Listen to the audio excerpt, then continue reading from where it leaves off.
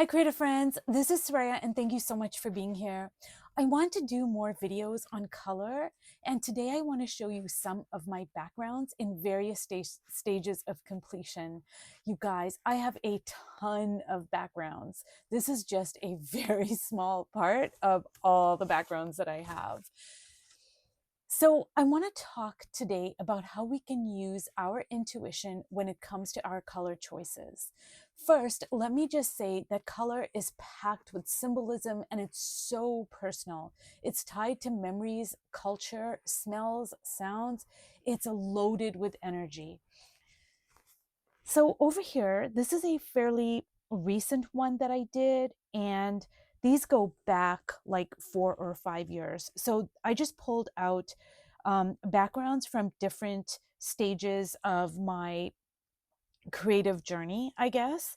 So I can tell that this is a fairly recent one because I'm using the black ink mulberry paper from Dick Blick as collage. So that's how I can tell sometimes, like, was this 4 years ago? Was this last week? And what I love about this is it's the orange and blue color combination, but it's not in my usual ultramarine blue and really bright cad red light color combo, because this is a very neutralized kind of a blue. It's more, I would say this is a turquoise, a combination of turquoise and teal. And then this is a very light orange, like a peachy orange. And so it's kind of different. It's still the blue orange color combo, but it is a little bit different. And of course, I'm using my blue Stabilo pencil over here and a little bit of the ultramarine blue.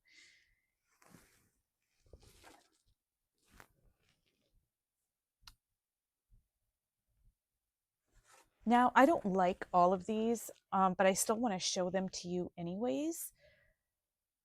Like like this one here, I really am not really digging it, but it is different than what I normally do. So I learned a lot from doing it.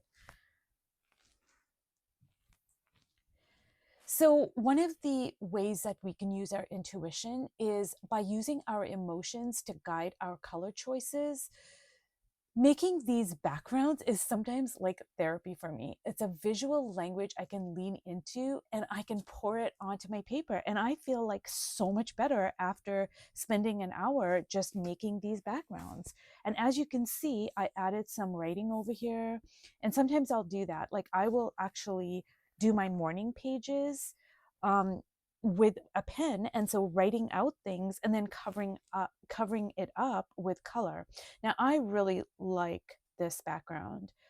What do I like about it? Oh, I love the circles, of course, but in terms of color, I'm really loving the yellow with the blue, and I have a little bit of orange over here, but I'm really loving the yellow and blue combo.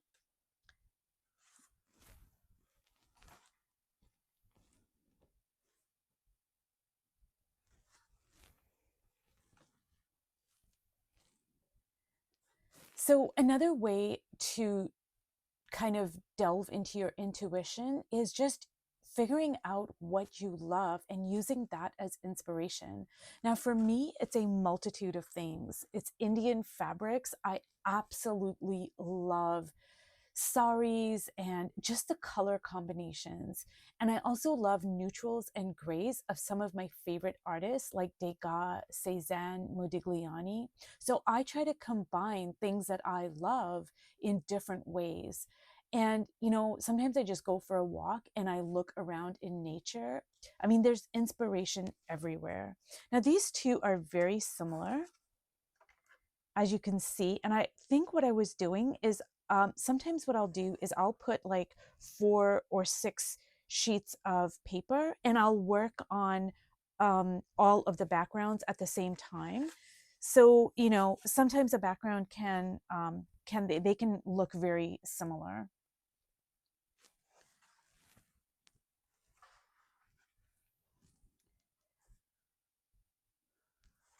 And some of these are from classes that I took, or sometimes I did an exercise from a book.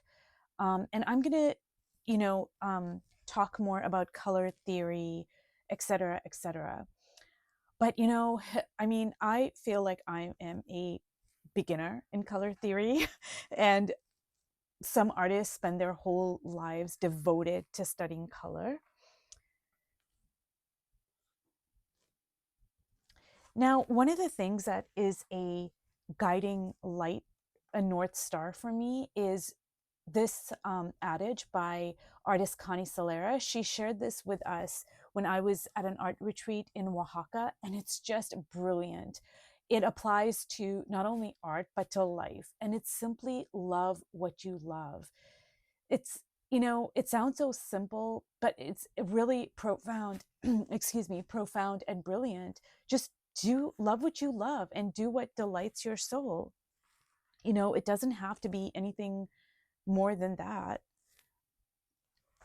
Now, this is a background that I'm really not digging, but I just wanted to show you because, even though I have a ton of backgrounds, I don't always like all of them. Like, there's a ton of them that I don't like, but I learned from it.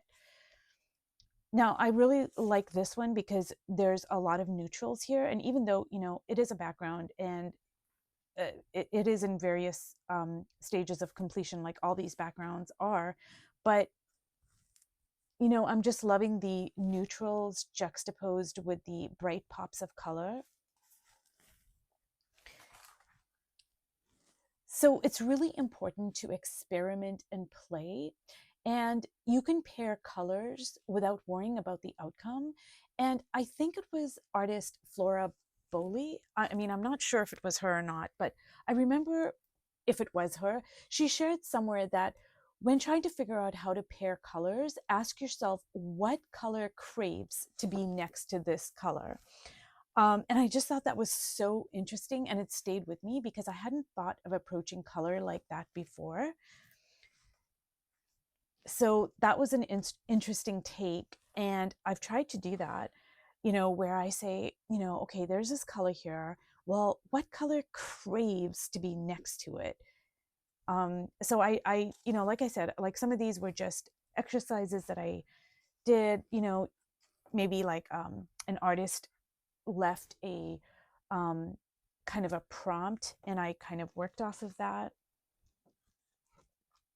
And I'm really liking this. It's not my usual color palette. It's more subdued, but I'm really loving it. Now, I really love the color combos here. I love this teal with this, pink. I mean, I'm really, really liking that. And this is one that I don't really like that much.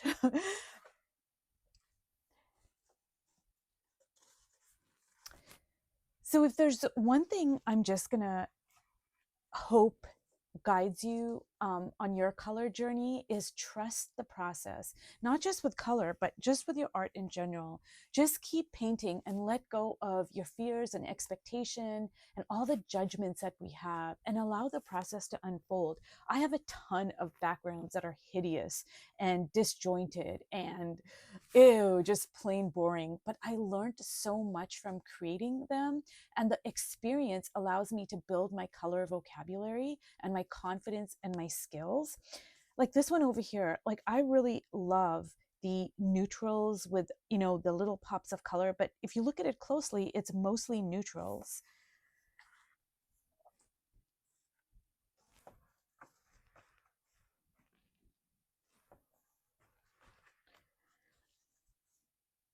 As I told you, I do have a ton of backgrounds.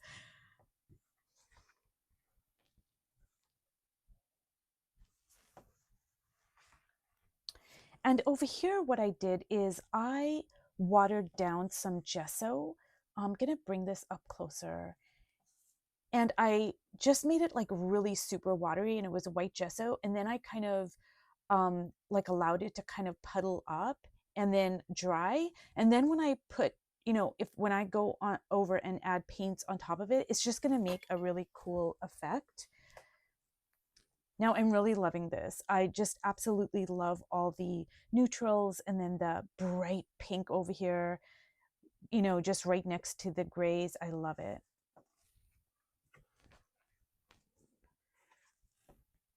Again, I'm loving these neutrals over here. As much as I love like really bright, hot colors, I really also love neutrals. It's, you know, neutrals are just, they can be so moody, they can be light, they can be um, deep, dark. I mean, they just have so much flexibility. So I hope that this has been helpful and inspiring for you to watch. And thank you so much. And I will see you in my next video. Bye.